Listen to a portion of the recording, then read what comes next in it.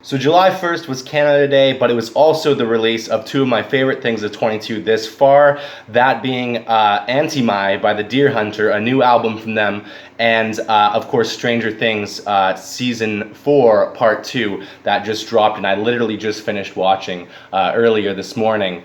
Yeah, I'll start with the Deer Hunter because this album was absolutely incredible. It's actually a masterpiece, and I actually got into listening to the Deer Hunter.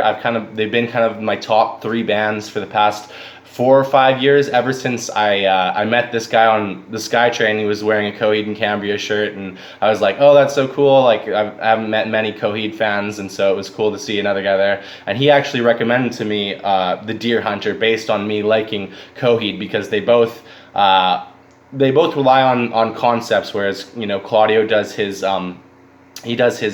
comic books, whereas I don't know if there's any comic books with the Deer Hunter, but definitely there's a story behind each of their albums. And there's their first 5 albums are acts 1 through 5, and I found the first act was pretty decent as a first outing. The second and third acts were also pretty on par, really good albums. But their fourth, Act 4, Rebirth and Reprise, and Act 5, Hymns with the Devil and Confessional, were probably near perfect albums for me. I listen to those ones constantly, all the way through, and they've just got such great songs. They do so much musically. They have not only your typical rock band instruments with guitar and drums, but they also have horns, they have violins, they got everything going at once. They have a whole kind of orchestra in a lot of their songs, and they're just great at crafting a story through music and to music. And Antimai is not only no exception, it is like the rule to the exception. It is pure concept. It is based off of, I believe, what they released, a short film called The Indigo Child, and they had a couple songs as the soundtrack to that I listened to, and I really enjoyed, especially the main title track, The Indigo Child. So this is actually, I believe, Antimai is kind of based in the world of the Indigo Child, who's kind of like this messianic figure in the mythos of their story, and you kind of get an allusion to that. This album is only 8 tracks long, Antimai, and it's 8 tracks, but it's still, I think, just under 2 minutes, under an hour. So they're long songs, which the Deer Hunter is kind of known for. Especially, they like to do their, it's hard to tell a story in a few minute song, and so they take their time, and but they don't fill that with just subpar music. Their music is always, their musicality, their instrumentation is always top of the line. I just absolutely love them for what they can do and what they can craft. And this album just excelled. The first song, so each song is a ring. So Antimai is basically like this utopian, dystopian kind of city, from what I can gather just from listening to the songs and from the album artwork, where there's different rings, and kind of the further out you go in the rings is like where you're at in your standing in society. So the outskirts are kind of like, it's ring 8 as the first song. It's a little confusing because ring 8 to ring 1 is all the kind of the tracks titles, but the first song is ring 8, and then it goes up to ring 1. But anyways, Ring 8, Poverty, is the first song on the album, and it's kind of these outcasts, but they really look to the Indigo Child. It kind of even chanced in the first beginning, the intro, they keep repeating Indigo, and so I was like, oh, that's where I kind of clued in, and later confirmed online that, yeah, it ties into the Indigo Child. And these are kind of like the outcasts of society. They're the refugees. They're in the dead zone. It says, some of the lyrics, they're disowned, and they're kind of in this loop of being on the outside with nobody looking out for them, except for, it seems like, the Indigo Child. It says some of the lyrics are, we're going hungry and we're out of time. Faith in the child keeps us pretty all right. Just past the dividing line between the blessed and the cursed of Antimai. And that's the other thing about this album. The lyrics, obviously it's telling a story, but the lyrics are just so good and hard-hitting, and like you just paints a beautiful picture for you. So I love this song. I'd give it probably an 8 out of 10. It's a great opener.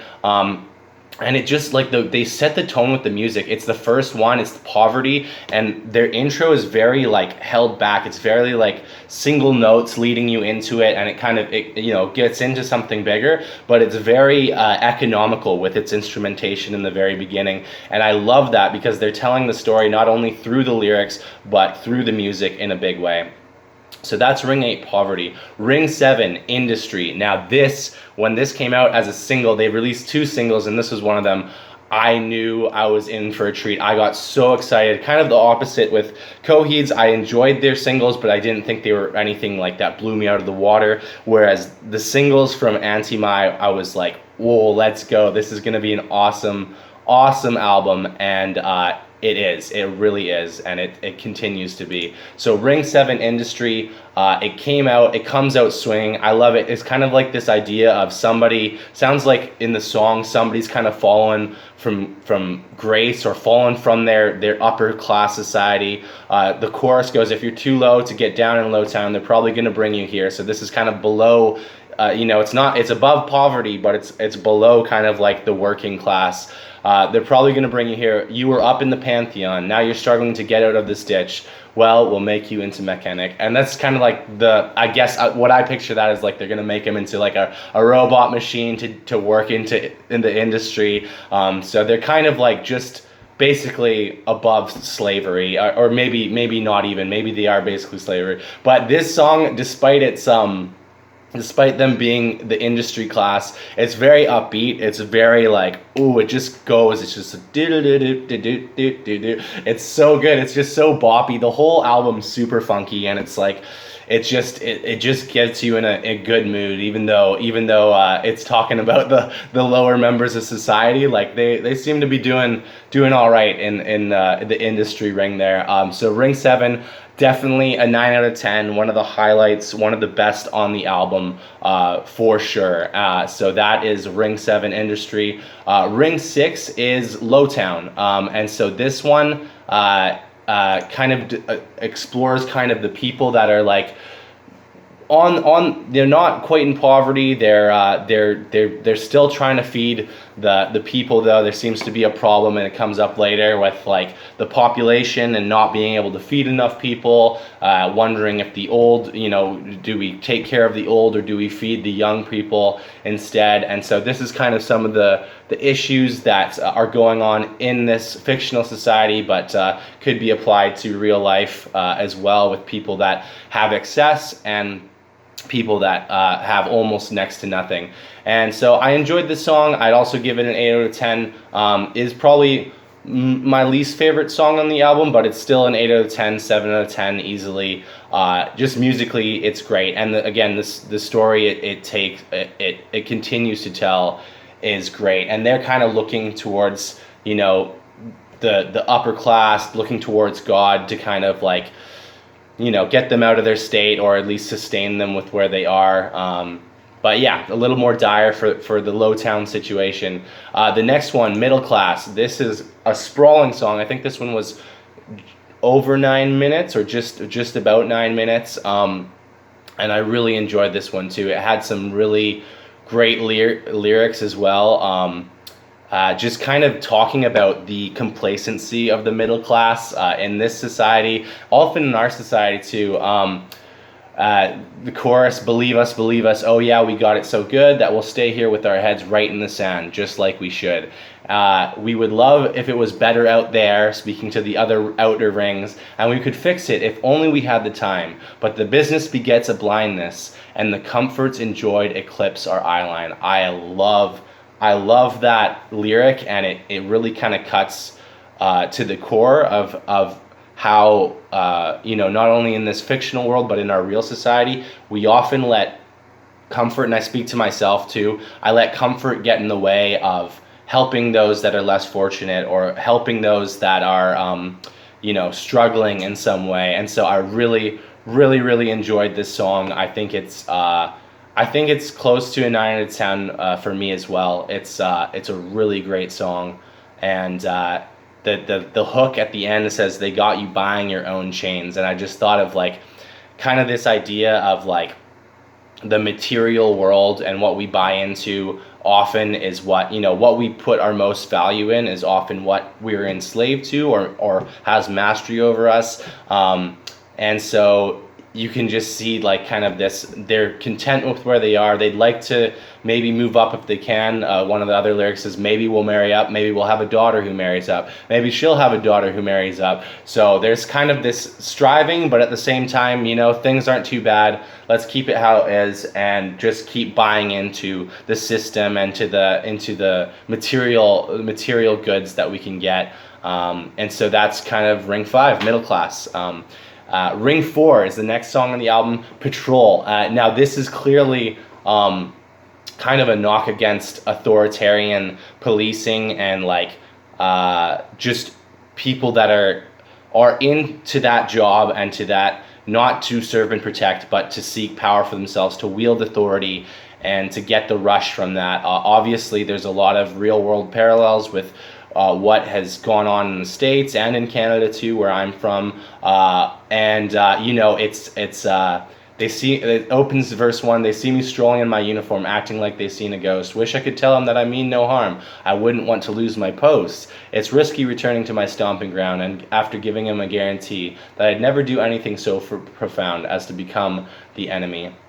And so that's not how I view cops at all. But again, this is a fictional world. But there is there is what many people think is the rule. A lot of people today think all cops are bad and they should go and we should defund the police. I'm not in that camp at all. But I do know that on the extreme ends of it, there is, acts of racism, acts of excessive force that lead to loss of life, where that should never happen. And, it is a shame. It's a difficult job, but you should be processed if you've basically committed murder to an unarmed suspect. It's just so wrong what has happened, what continues to happen. And so this song really speaks to that, and just seeing, it's so funny because it's like kind of the song from the viewpoint of, maybe a mid-level villain, and yet it's so catchy, it's so like upbeat. Again, I love that the Deer Hunter does that a lot with their villainous characters, or who they portray as villains in their stories. They always are like having the time of their life as they're going in, and this one has the chorus or the bridge maybe, where it's saying all you need is a little bit of power, and it's just soaring, the thing and the lyrics, and it's so boppy. This one's another 9 out of 10 on the album for me. It's absolutely another banger, and honestly all the songs from here on out are excellent as well, including the last one as well. So there's not a bad song on this album. Again, it's kind of going to the extreme of when power in the hands of those that are supposed to protect us goes wrong. But for this fictional world and for the real world parallels, I think it works really well, and it speaks super strongly to that. Ring 3, Luxury. This is a 10-minute masterpiece, again kind of told from the villain's perspective. There's the Hall of the Guides that kind of work out the day-to-day, and they're just kind of around in their little thing, in their little place of power and exercising that over there. And they're like, should we worry about the people? Should we worry about the should we kill the child, or should we feed, or should we let the elder die, or should we feed the child? All these kind of things, and they kind of just go, forget it, like forget them, they can figure it out on their own. And they're just the chorus says, you can lose your damn mind here in the Hall of the Guides. Win or lose, it's all right. You're in the Hall of Guides. And it says, we'll exist, even though, we'll continue to go on. We'll continue to hold our power, even though doesn't matter what happens down below. We'll just be here. We'll persist and endure. We'll maintain the status quo. Our power is pure. They'll resist, but we'll assure that nothing ever changes. Still we cast the lure. Sure, we'll bring them in with a lie. Welcome. We could always use another tithe, and time will pass, and time will pass, and time will pass. And so that's the first part. It's absolutely the most catchy part on the album, probably the heaviest part too. Not that it's a heavy band at all, or the music's that heavy, but it's just such a bop. But like the lyrics have that undertone of darkness to it, with the kind of like laissez-faire attitude towards, or could care less attitude towards the lower classes of this thing. And then part two is goes into, it's a completely different song than the first one, even though it's in the same song. They could have been separated, but I'm glad they flow one into the other. This is kind of like the luxury. This is like the rich of the rich, and they say that we're always going to be a cream. There's always going to be cream of the crop, and we're never getting off the top. It's kind of the idea that they are the righteous ones. They're the ones that have been chosen, kind of by God or whatever, to be in this position. At least their twisted view of the world is that they're a chosen, righteous few who've come prepared with what they've inherited. But what have you? Nothing. And so because they've inherited wealth, because they've been brought in, not even it worked even that hard to get there, but they exist at the top because they have money from their forefathers, from their elders, from their ancestors, whatever have you. They are at the top. They view themselves at the top. And yet the end is interesting too, because there seems to be this religious figure, hands to the sky, shake to the knees, yeah, praise this number XCV. So there seems to be this religious undertone that carries on into the next song, in Nature as well, or it actually, Ring 2, Nature, let me pull it up here, also really brings you into what it is, like the musicality of it.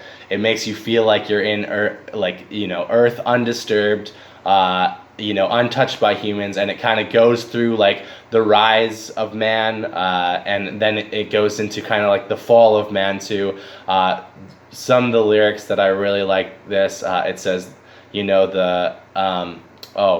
the fist begets the stick begets the blade begets the bullet, and the bullet begets the bone. And then, well, no worries, just laughter, because we'll be hereafter. No worries, just laughter, because we'll be hereafter. And that's kind of, nature saying, the humans are all going to take themselves up because of their continued advancement and continuing kind of like the way they treat each other. And interesting to note, though, the chorus says, something changed in them when they heard I am.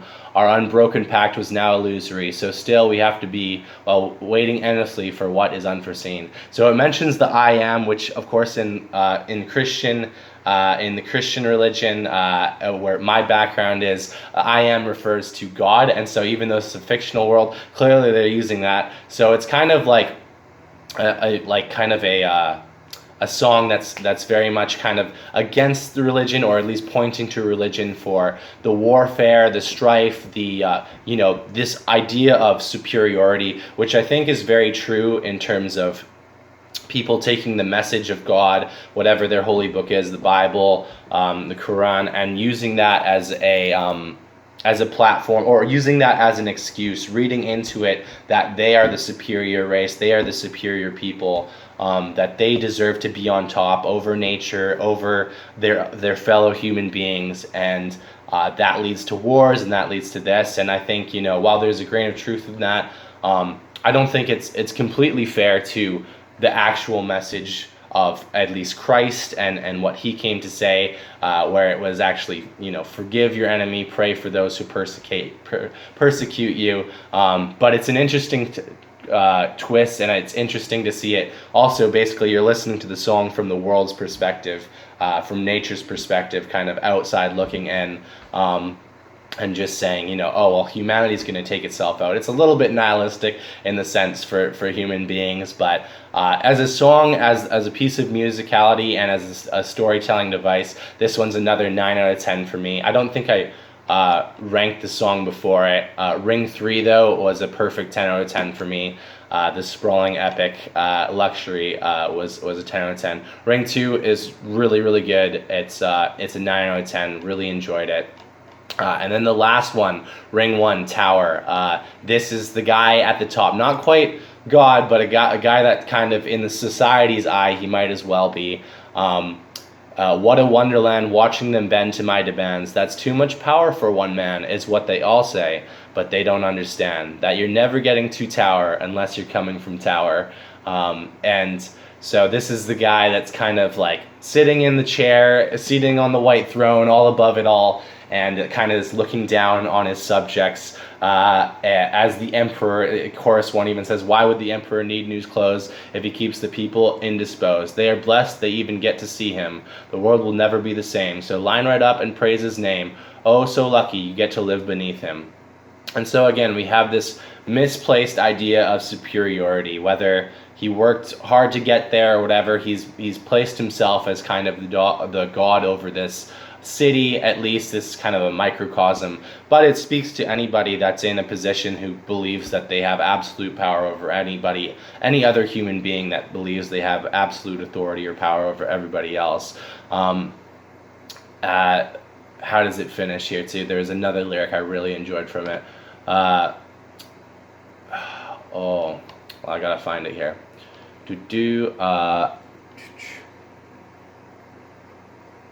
Make all the world ask why, and reply we tried.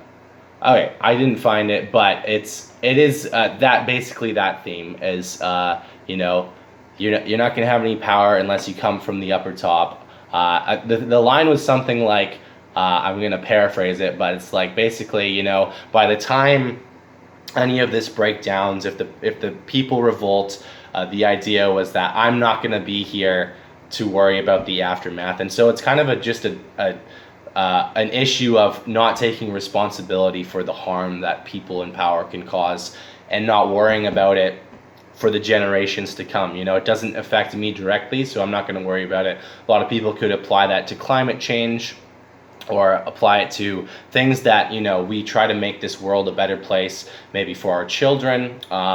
But often it's easy to be selfish, and I speak to myself too, to just, you know, I don't want to do this thing that's going to inconvenience me, even if it makes the world a better place. So overall, that's Ring 1 Tower. I'd give it a 9 out of 10 as well.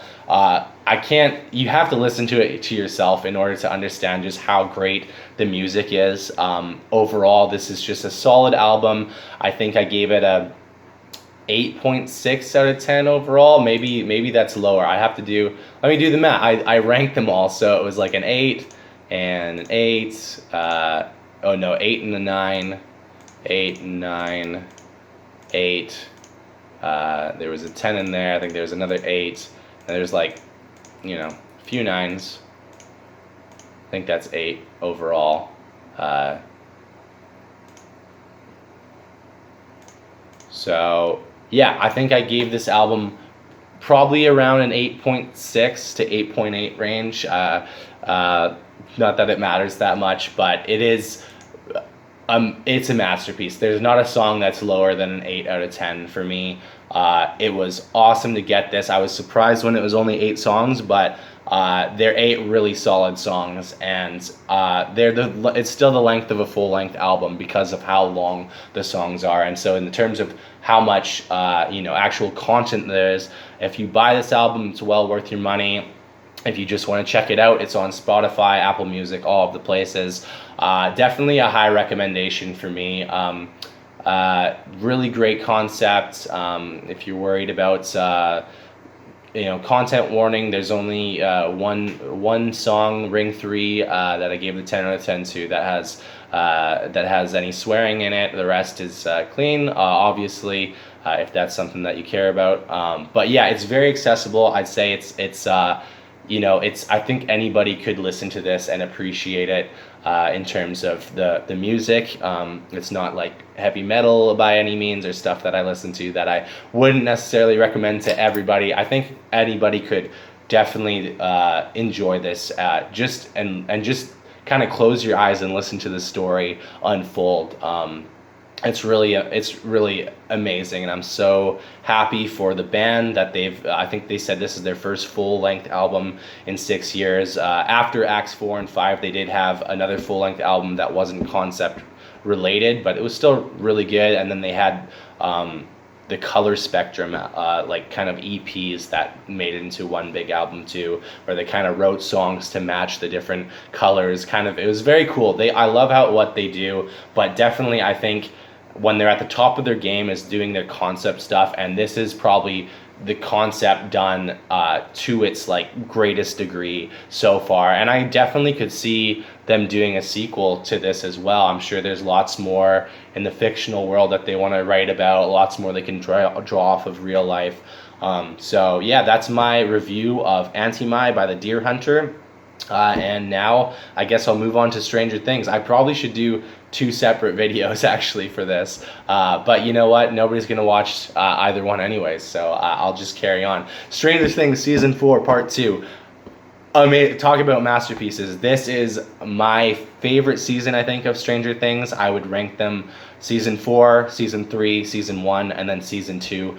It's still a super consistent show, despite a little dip. I think a lot of people don't think the Lost Sister episode from season 2 is very good at all, or even like that story. It's like kind of sideline Elle until they need her at the very end.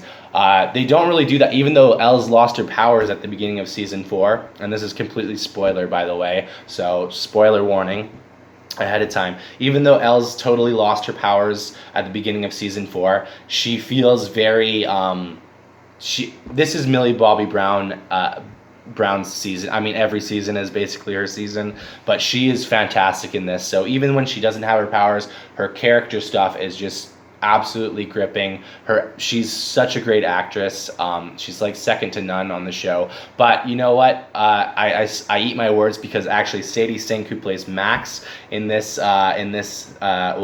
since season 2, this is also definitely her season. I think Millie Bobby Brown and Sadie Sink as Eleven and Max, they steal the show. They have the highest highs in the episodes, I think, in the story overarching. And this is a season jam-packed with high highs. Almost every character gets a seriously amazing ending to their arc, to their story within the season, while still opening up the door for season 5 to be just an amazing ender, because season 5 will be the last season. I think the Duffer Brothers, who are the directors and always the directors, but they are the showrunners of this show, the creators of Stranger Things, they've said it's going to be 5 seasons. So next season, which we'll probably get in a couple years or so, will be the final one. First off, part 2 came out in July 1st. They split it up. At first I was like, why? Because it didn't really make sense. There's only 2 episodes in part 2, but those 2 episodes are an hour and a half and 2.5 hours each, respectively.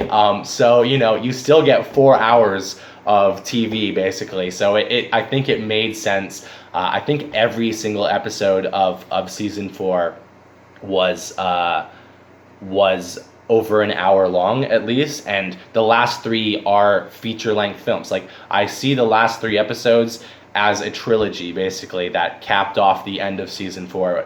Each one is an hour and a half, or first one's just over an hour and a half, or last of the last 3. Episode 7's an hour and a half, just over. Episode 8 is 8 is an hour and a half, just under an hour and a half, and then the last episode, I think, is 2.5 hours long. So it doesn't feel its length. You are gripped for the entirety of the runtime. But I'll start out with part 1. I got the episodes listed here. Chapter 1, the Hellfire Club. This was just a fun jump back into Hawkins, seeing where one of her characters is in. Dusty and Mike are still at Hawkins High in high school now. They've joined a D&D group called the Hellfire Club, which later becomes a big plot point in terms of the town kind of turning against it. Kind of gets into the satanic panic of the 80s and I guess early 90s with D&D specifically, and seeing that as a satanic thing in many Christian circles and Christian communities, and that comes up as a big plot point here. But they're just playing D&D, and they have a big Lucas, who's also at the high school. He's kind of more into the sports now, less into the D&D, so I think he's part of the Hellfire Club, but his big game is on the night that they're going to have their campaign ender for the D&D, and so he chooses to obviously play, even though he's basically a bench warmer on the team.